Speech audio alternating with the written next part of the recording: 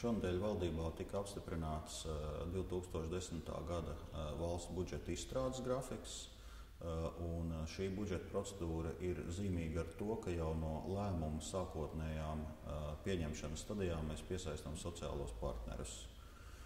Attiecīgi šonadēļ notika arī pirmā reformu vadības grupas sēde, kurā bez valdības pārstāvjiem piedalās arī arotbiedrību pārstāvji, Latvijas darba devēju konfederācija, Latvijas tirdzniecības rūpniecības kamera un Latvijas pašvaldību savienība.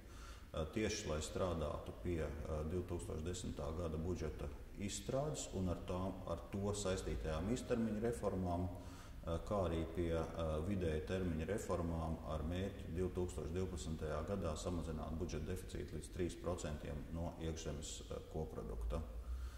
Tāpat šonadēļ bija tikšanās ar Eiropas komisijas reģionālās attīstības ģenerāldirektoru Dirku Āneru, lai pārunātu jautājumu par struktūra fondu apgūvi Latvijā, kur no valdības puses mēs izvirzījām priekšlikumu Eiropas Savienības fondu līdzfinansējumu neizmantot budžeta deficīta aprēķinos, kas nepieciešami, lai saņemtu starptautisko finansējumu, jo tas ļautu Latvijai piešķirt lielāku šo līdzfinansējumu, sekmīgāk apgūt Eiropas Savienības fondus, kas ir viens no reālākajiem ekonomikas stimulēšanas veidiem.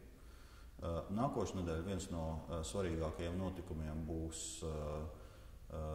seminārs par nodokļu politiku, kurā būs gan valdības, gan reformu vadības grupas pārstāvji, kurā izvērtēsim iespējamās izmaiņas nodokļu politikā 2010. gadā.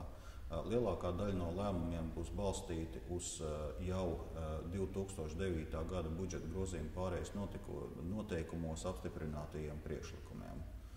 Tāpat nākošais nedēļa kopā ar valsts prezidentu tikšos ar Latvijas lielākajiem uzņēmējiem, lai pārunātu situāciju Latvijas ekonomikā un Latvijas ekonomikas sildīšanas iespējas.